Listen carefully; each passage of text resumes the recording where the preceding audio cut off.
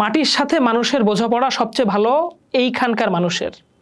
এই বৃত্তের ভেতরেই জন্মগ্রহণ করেছিলেন মহামতি গৌতম বুদ্ধ। বুদ্ধং শরণং গচ্ছামি। এই জগতে যে কোনো কালেই যখনই মানুষকে বলা হয়েছে তুমি কি ঈশ্বরে বিশ্বাস করো, উত্তরে মানুষ ঈশ্বরকে দেখতে চেয়েছে। আমি বুদ্ধের শরণ নিলাম, আমি ধম্মের শরণ নিলাম, আমি সংঘের শরণ নিলাম। আজ বুদ্ধ পূর্ণিমা। এই দিনটি বুদ্ধদের বিশেষ 3টা স্মৃতি বিজড়িত দিন। এই দিন তথাগত গৌতম বুদ্ধ জন্মগ্রহণ করেছিলেন। আবার এই দিনেই বুদ্ধ বোধি লাভ করেন। নির্মাণেই পরমানন্দ, এই বোধ লাভ করেও বুদ্ধ থেকে গিয়েছিলেন মানুষের কাছে, আমাদের মাঝে থেকে গিয়েছিলেন বহু মানুষের মঙ্গলে, বহু মানুষের সুখের জন্য, প্রাণীদের প্রতি মমতার বশে, বৃহৎ মানবজাতির কল্যাণে। তার বহু বছর পর এই দিনেই আবার শিক্ষাদান সম্পূর্ণ করে বুদ্ধ লাভ করেছিলেন মহাপরিনির্বাণ। ব্যক্তিগতভাবে আমাকে সর্বপ্রাণের প্রতি প্রেমাসক্ত করে তোলার জন্য এই মানুষটার প্রতি আমার শ্রদ্ধার সীমা নেই। মায়ানমারের মংকেত শহরকে কেন্দ্র করে 3500 কিলোমিটার ব্যাসার্ধের একটা বৃত্ত আঁকলে সেই বৃত্তটার ভেতর যতগুলো মানুষ বাস করে বাকি গোটা দুনিয়ায় তার চাইতে কম মানুষ বাস করে। যদিও এই 3500 কিলোমিটারের অর্ধেক এলাকা জুড়েই সমুদ্র। এই অর্ধেক বৃত্তের ভিতরে বাস করে দুনিয়ার অধিকাংশ বুদ্ধ, হিন্দু এবং ইসলাম ধর্মের অনুসারী।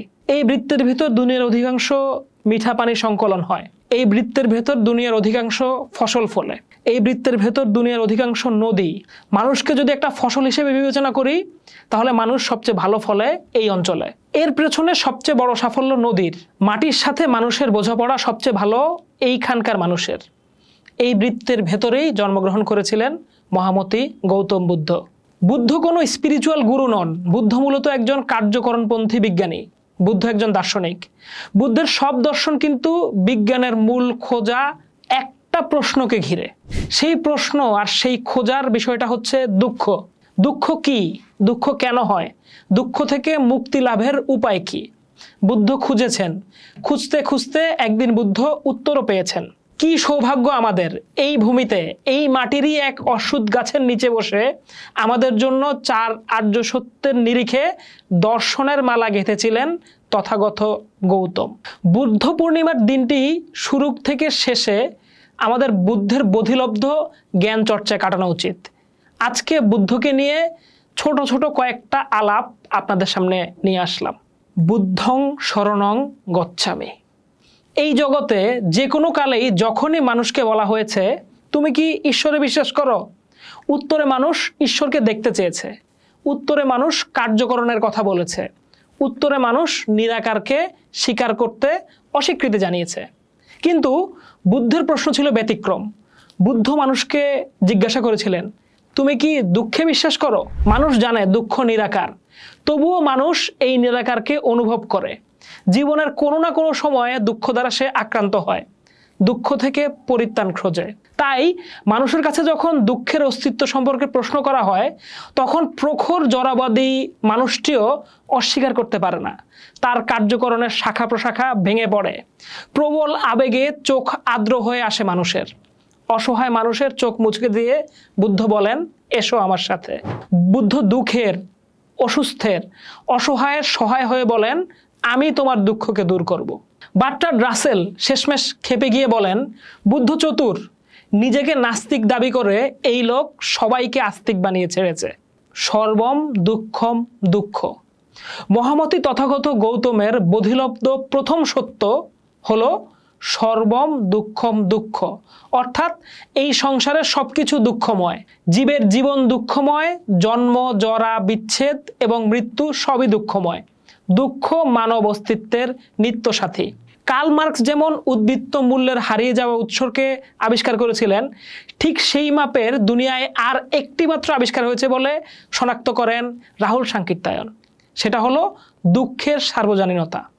বুদ্ধের মতে সুখ কখনোই দুঃখের বিপরীত কিছু নয়। সুখও এক ধরনের দুঃখ।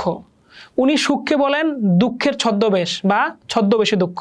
বুদ্ধের মতে এই সংসার যেহেতু অনিত্য এবং যা কিছু অনিত্য তাই দুঃখময়, ফলে সব কিছুই দুঃখময়।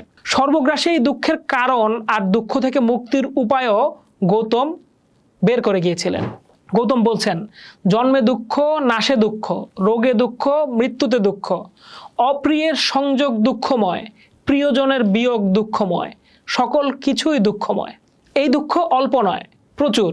ধর্মপদে বুদ্ধ বলছেন, এ দেহরূপ গৃহের নির্মাতাকে অনুসন্ধান করতে গিয়ে জ্ঞানাভাবে তাকে না পেয়ে বহু জন্ম এই সংসার পরিভ্রমণ করলাম। বারবার জন্ম নেওয়াটাও দুঃখজনক, কষ্টদায়ক। সব কিছুকে দুঃখ দেখতে পান বলে অনেকে বুদ্ধ দর্শনকে নৈরাশ্যবাদী বা নিহেলিস্ট দর্শন হিসেবে চিহ্নিত করতে চান। এই চাওয়াটা যে একটা বিরাট সাধনাকে নালিফাই করার একটা ব্যর্থ প্রচেষ্টা, বুদ্ধ দর্শন যে আশাবাদে পরিপূর্ণ এবং এই দুঃখ রোগের নিরোধ যে আছে সেটা ধম্মপদে বুদ্ধ কিন্তু নিজেই বলে যাচ্ছেন। বুদ্ধ বলছেন, প্রিয় কিংবা অপ্রিয় কোনো কিছুর অনুরক্ত হয়েও না, কারণ প্রিয় বস্তুর অদর্শন এবং অপ্রিয় বস্তুর দর্শন উভয়ই দুঃখজনক। তাই প্রিয় অনুরাগী হয়েও না। প্রিয় বিচ্ছেদ দুঃখজনক। যা প্রিয় অপ্রিয় কিছুই নেই তার কোনো বন্ধন থাকে না। প্রিয় থেকে শোকের উৎপত্তি হয়, প্রিয় থেকে ভয়ের উৎপত্তি হয়। যিনি প্রিয় শক্তি থেকে উত্তীর্ণ তার শোক থাকে না, ভয় থাকবে কিভাবে? প্রেম থেকে আসক্তি তৈরি হয়, আসক্তি থেকে শোকের উৎপন্ন হয়, প্রেম থেকে তৃষ্ণা থেকে ভয়ের উৎপত্তি হয়। যিনি প্রেম, আসক্তি, কাম, তৃষ্ণা থেকে উত্তীর্ণ তার শোক থাকে না, ভয় থাকবে কিভাবে? দুঃখ জিনিসটা আসে আকাঙ্ক্ষা থেকে। অপ্রিয় মানুষকে না দেখতে চাওয়ার আকাঙ্ক্ষা, আবার প্রিয় মানুষকে দেখতে চাওয়ার আকাঙ্ক্ষা। দুটো ঘটনাই দিন শেষে জীবনকে দুঃখময় করে তোলে। এবং খাদ্য নিয়ে তথাগত বললেন। বুদ্ধ তার অনুসারীদের একটা গল্প বলছেন। ধরো একটা তরুণ দম্পতি তাদের 2 বছরের আদরের সন্তানকে নিয়ে একটা বিশাল মরুভূমি পার হওয়ার চেষ্টা করছেন। কোনো না কোনো কারণে তাদের এই মরুভূমিটা পার হতেই হবে। তাদের কোনো একটা কমিটমেন্ট আছে। তো তাদের কাছে সামান্য যা খাবার ছিল সেই খাবার শেষ হয়ে গেছে। তারা চিন্তা করে দেখলো এইভাবে তাদের পক্ষে মরুভূমি পার হওয়া সম্ভব না। মরুভূমি পার হবার আগেই তারা মারা পড়বে। তখন তারা ভাবলো তারা তাদের সন্তানকে হত্যা করবে এবং তার সন্তানের মাংস খেয়ে তারা এই মরুভূমি পার হবে। গল্পের এই পর্যায়ে বুদ্ধ সঙ্গীদেরকে প্রশ্ন করলেন, তারা কি এই খাবারটা এনজয় করতে পারবে? এরকম একটা নৃশংস উদাহরণ দেওয়ার প্রয়োজন কি? শিষ্যরা খুব অস্বস্তি বোধ করতে থাকলো। অনেকে প্রশ্ন করলো, সন্তানকে হত্যা না করে একসাথেও তো মরে যাওয়া যায়। বুদ্ধ বললেন, তোমরা এই গল্পটার আসল জায়গাটা বুঝতে পারছো না। আগে আমি কথা শেষ করি। তোমরা আমাকে উত্তর দাও, তারা কি এই মাংসকে সুস্বাদু বলতে পারবে? পারবে কি? সবাই খুব বিরক্ত হয়ে উত্তর দিল, না, এই খাদ্যের প্রশংসা বা অপ্রশংসা কোনোটাই করা সম্ভব না। বুদ্ধ বললেন, সব রকম খাদ্যের ক্ষেত্রে ঘটনাটা তাই। এই পুরো জগৎ কোনো না কোনোভাবে যুক্ত, সবাই আমাদের আত্মীয়। আমরা নিজের সন্তানের মাংস খাই না, কিন্তু গরুর সন্তানের মাংস খাই, মুরগির সন্তানের মাংস খাই, ছাগলের সন্তানের মাংসকে খাই, বা কোনো একটা গাছের থেকে কোনো একটা ফল খাই, তখন কিন্তু আমরা কারো না কারো সন্তানকেই হত্যা করছি। ফাইন লাইন হলো, জীবন নামের এই দীর্ঘ মরুভূমি পার হতে হলে আমাদেরকে অনেক প্রাণকে হত্যা করতেই হবে। আমি তোমাদেরকে কখনোই বলবো না তুমি মাংস খাবে না, তুমি মাছ খাবে না, শাক লতাপাতা খাবে না। আমি শুধু বোঝাতে চাই, তুমি যেটাই কনজিউম করো সেটাই অন্য আরেকজনের কষ্টের ভিতর দিয়ে আসতেছে। এই কথাটা শুধু মাথায় রেখো। খাবার জিনিসটাকে কখনো এনজয় করা যাবে না। আরেকজনের সাফারিংকে এনজয় করা উচিত নয়। খাবার খাও বেঁচে থাকার জন্য, কোনো মতে টিকে থাকার জন্য। খ্রিস্টের জন্মের 480 বছর আগে জন্ম নেওয়া গৌতম আবিষ্কার করেছিলেন মানুষের সাফারিংয়ের মূল কারণ তার অ্যাটাচমেন্ট। আজ 2025 সালে আমরা যখন এই সিম্পল জিনিসটা বুঝতে পারি না, তখন কি আমরা নিজেদের মানবিক মানুষ বলতে পারি? একবার গৌতম বুদ্ধ আর আনন্দ হেঁটে হেঁটে একটা গ্রামের দিকে যাচ্ছিলেন। সকাল থেকে হাঁটতে হাঁটতে সন্ধ্যা হতে চলল, কিন্তু গ্রামের দেখা নাই। সামনে একটা গা ছমছম করা জঙ্গল। আনন্দ ভোর সন্ধ্যাবেলায় জঙ্গলের পথ দিয়ে একটু ভয় পাচ্ছিলেন। রাস্তায় এক কৃষককে দেখে বললেন, ভাই, সামনের গ্রামটা আর কত দূর? কৃষক উত্তর দিলেন, আর বেশি না, মাত্র 2 মাইল। কৃষকের সাথে বুদ্ধের চোখাচোখি হলো। দুইজন স্মিত হেসে মাথা নেড়ে বিদায় নিলেন। আনন্দ একটু অবাক হলেন, বুদ্ধ হেসে উঠলেন কেন? যাই হোক, পা বাড়ালেন। আরও 5 মাইল হাঁটার পর হাঁপাতে হাঁপাতে আনন্দ ক্লান্ত হয়ে আরও এক কৃষককে একই প্রশ্ন করলেন। কৃষক একই উত্তর দিল, আর মাত্র 2 মাইল। 10 মাইল পরে একই ঘটনা। আনন্দ বুদ্ধকে প্রশ্ন করলেন, আমি শুধু বুঝতে পারছি না আপনি হাসছেন কেন। বুদ্ধ উত্তর দিলেন, কারণ আমি আর ওই কৃষকটা আসলে একই লোক। আনন্দ, ওই গ্রামটাতে আমি আগেও গিয়েছি। আগামীকাল সারাদিন হাঁটার পরেও আমরা ওই গ্রামটাতে পৌঁছাতে পারবো না। এটা ওই কৃষকেরা যেমন জানেন, আমিও তেমন জানি। এই দীর্ঘ পথ পাড়ি দিতে দিতে তোমার শরীর ক্লান্ত হয়ে পড়েছে। তোমার এখন সত্যের চাইতে প্রণোদনার বেশি দরকার। এই কৃষকেরা তোমাকে সেটাই দিচ্ছেন। আমিও পথের ধারে এই কৃষকের মতো সারা জীবন মানুষকে বলেছি, আর একটু হাঁটো, সামনেই মুক্তি। একই পেশার দুইজন মানুষের দেখা হলে শুভেচ্ছা বিনিময় করতে হয়, এই জন্যই আমি হেসেছিলাম। সত্য আর মিথ্যা এই বিষয়গুলো খুবই প্রশ্ন সাপেক্ষ। সাদা তথ্য উপস্থাপন সবসময় সত্য না। আরও গভীরভাবে বললে, সাদা তথ্য উপস্থাপন কখনোই সত্য না। বরং সত্য তো সেটা যেটা আমাকে 2 মাইল হাঁটার প্রেরণা যোগাবে। জাপানে খুব শীত পড়েছে। শস্যক্ষেত্র, পাইন বন বরফে ঢেকে গেছে। পাইন বনের উপরে পাহাড়টাও বরফে ঢেকে গেছে। পাহাড়তলির এক দরিদ্র কৃষক তার পরিবারের লোকজন নিয়ে তীব্র শীতে ভুগছিলেন। কাঠ ফুরিয়ে গেছে। ভয়াবহ শীতে মৃত্যুর উপক্রম। কৃষক তার ভালুকের ছালটা গায়ে চড়িয়ে উপরের দিকে উঠতে শুরু করলেন। পাহাড়ের উপরে জেন সন্ন্যাসীরা বাস করেন। সাধুদের কাছে কাঠ থাকতে পারে, জেন সন্ন্যাসীরা দয়ালু, তারা নিশ্চয়ই কৃষককে ফিরিয়ে দেবেন না। কৃষক বহু কষ্টে পাইন বনের শুভ্র তুষার ঠেলে জেন সাধুদের কুঠুরিতে পৌঁছালেন। প্রধান সাধু তুষারময় প্রাঙ্গণে দাঁড়িয়েছিলেন। তিনি কৃষককে অভ্যর্থনা জানালেন। কিশোর বললেন, মাননীয়, আমার কাঠ ফুরিয়ে গেছে, দয়া করে আমাকে কিছু কাঠ দিন। তুমি অপেক্ষা করো, আমি তোমার জন্য কাঠ নিয়ে আসছি, বলে সাধু ভিতরে চলে গেলেন। একটু পর ফিরে এলেন, 2 হাতে বড় একটা কাঠের মূর্তি, বুদ্ধের মূর্তি। কৃষককে বললেন, এই নাও। কৃষক আর্তনাদ করে উঠলেন, এ কি, এ যে বুদ্ধ মূর্তি। হ্যাঁ তো, আমাকে বুদ্ধ মূর্তি পোড়াতে বলছেন? হ্যাঁ, আমাদের এখানে আর কাঠ নেই। বুদ্ধ মূর্তি পোড়ালে পাপ হবে না? না, পাপ হবে কেন? তোমার কাঠের প্রয়োজন, যাও বাড়ি ফিরে এটা পুড়িয়ে শীতের কষ্ট থেকে বাঁচো। আমাদের বুদ্ধকে নিয়ে এত আলোচনার সবই নিজের জন্য। আমরা যেন একটু সুন্দরভাবে বেঁচে থাকতে পারি। শীতে প্রয়োজনে বুদ্ধ মূর্তি পোড়াতে হলেও এতে কোনো পাপ নেই। একবার এক লোক বুদ্ধের কাছে এসে বললেন, তথাগত, আমি শান্তিতে থাকতে চাই। বুদ্ধ বললেন, প্রথমে তোমার বাক্য থেকে আমি শব্দটা ফেলে দাও, এটা অহংকার।